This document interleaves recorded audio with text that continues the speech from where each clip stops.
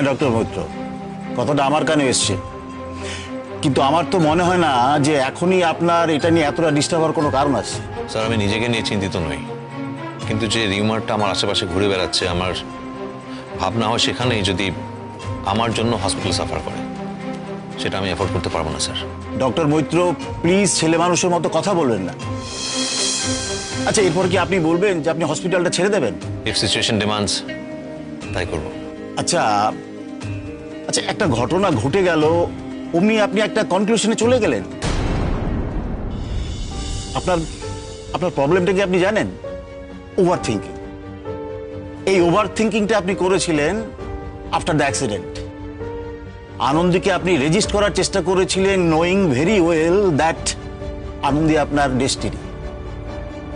Doctor Maitra, doctor হিসেবে আপনি unparalleled হতে পারেন, কিন্তু ক্রাইসিস হ্যান্ডলিং এ আপনি ভেরি মাচ পুর। এটা একদম ঠিক। আপনাকে আপনাকে মাথা ঠান্ডা রেখে ভাবতে হবে। এরকম হঠাৎ একটা ডিসিশন নিলে তো সেটা খুব মুশকিল। তাহলে আপনি আমাকে কি করতে সাজেস্ট করেন? আপনি যেটা বলবেন আমি না সেটাই করব। আমি আপনাকে সাজেস্ট করছি আপনি একটু ব্রেক নিন ডক্টর মৈত্র। ব্রেক? হ্যাঁ একদম। After a lot of things আপনি আনন্দীকে বিয়ে করেছেন। একটা দীর্ঘ কঠিন যুদ্ধ পেরিয়ে আপনারা একে অন্যকে পেয়েছেন, সেটাকে এনজয় করুন। ডক্টর মৈত্র, এটা মনে রাখবেন যে আমাদের জীবনটা কিন্তু বড্ড ছোট, আর এই ছোট্ট জীবনে আমাদের বেঁচে থাকার রসদ হচ্ছে গিয়ে শুধুমাত্র স্মৃতি। ভালো ভালো স্মৃতি তৈরি করতে হবে ডক্টর মৈত্র, আরে সেগুলো নিয়েই তো বুড়ো বয়সে আমাদের বাঁচতে হবে। ঠিকই বলছেন sir, but I must say you sound so romantic. আরে না না না, সেসব কিছু নয়, ওই জীবনের কিছু এক্সপিরিয়েন্স শেয়ার করলাম, এইটুকুই। তাই বলছি, ওঠা পড়া, স্ট্রাগল, লড়াই, ব্যাড এক্সপিরিয়েন্স এগুলো তো থাকবেই, বাট গুড এক্সপিরিয়েন্সটা করে নাও, এটাই তো বয়স।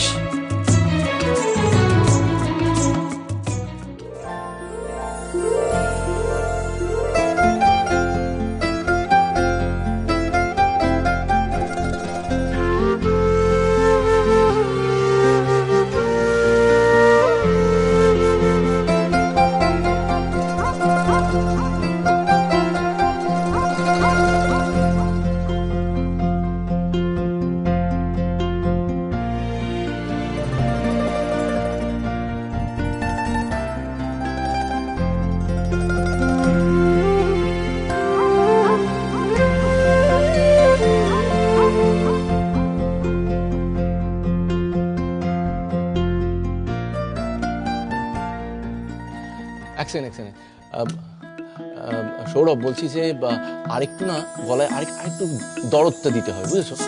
আরেকটু ফিলটা আনতে হবে। হ্যাঁ, আমরা আরেকটা টেকের জন্য যাই।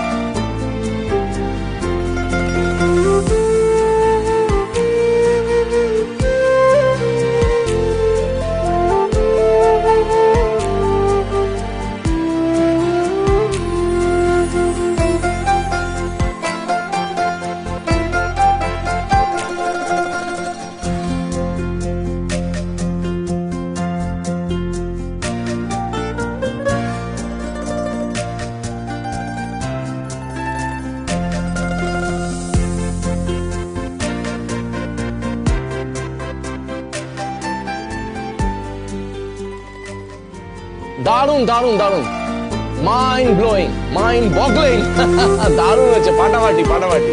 চলে এসো। এইবারে একজনের গান আমি এবার আপনারা ডিসাইড করবেন শুনে যে এই ধরনের সুপার ওভারলি ট্যালেন্টেড মানুষের গলা লাইমলাইটে আসা উচিত কি উচিত নয়। এরকম একটা ট্যালেন্ট পড়ে পড়ে নষ্ট হতে দেওয়া উচিত কি উচিত নয়, সেটা ডিসাইড করবেন আপনারা। ওকে, বলছি এবার না আমাকে বেরোতে হবে। হ্যাঁ অবভিয়াসলি বেরোবে তো বটেই, কিন্তু তার আগে এই ব্যাপারটা নিষ্পত্তি হোক। না আমি বুঝতে পারছি আপনি এক্স্যাক্টলি আমাকে কি বলতে চাইছেন। অনেক দেরি হয়ে গেছে, আমাকে বেরোতে হবে। দেখো আমি তোমাকে প্লিজ বলছি, প্লিজ, এরা সবাই গানের জগতের মানুষ, অনেক তোমার ব্যাপারে কথা বলেছি, অনেক প্রশংসা করেছি, এরা শুনতে চায় তোমার গলা। প্লিজ আমার কথাটা শুনবে না? একটা রিকোয়েস্ট প্লিজ। প্লিজ একটু বোঝার চেষ্টা করুন, সম্ভব নয়। কেন সম্ভব নয়? আরে বাবা গানই তো খালি গাইবে, আমি আর কোনো কথা শুনবো না। প্লিজ একটা গান শোনান।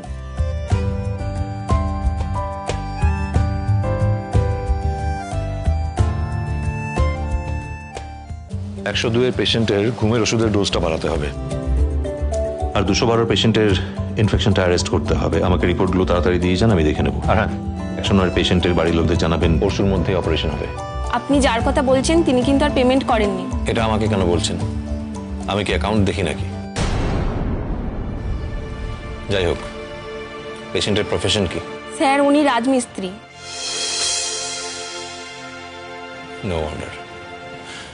আপনি অ্যাকাউন্টস ডিপার্টমেন্টকে বলুন ব্যাপারটাকে পুরো ফ্রি করে দিতে, নো মোর ফিজ।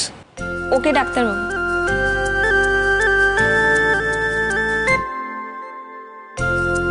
আমি আপনাকে সাজেস্ট করছি আপনি একটু ব্রেক নিন ডক্টর মৈত্র।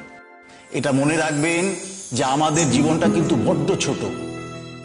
একটা দীর্ঘ কঠিন যুদ্ধ পেরিয়ে আপনারা একে অন্যকে পেয়েছেন, সেটাকে এনজয় করুন।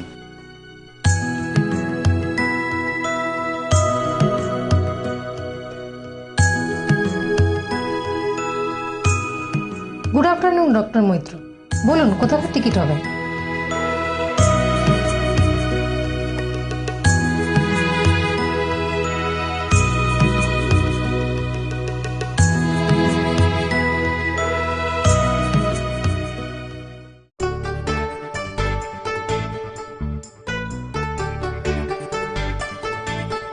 শুরু করি? একদম আনন্দী, জমিয়ে গানটা করো, নার্ভাস হবে না কিন্তু। হ্যাঁ চলো, অল দ্য বেস্ট।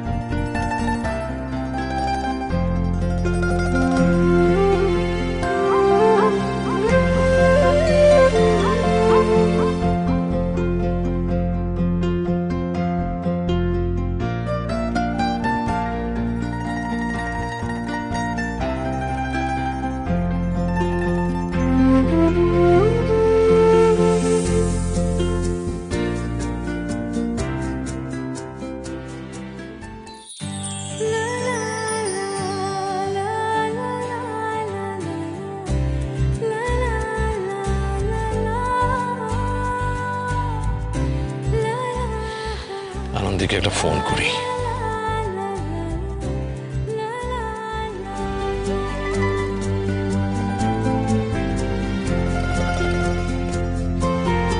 বাপরে, এত বিজি।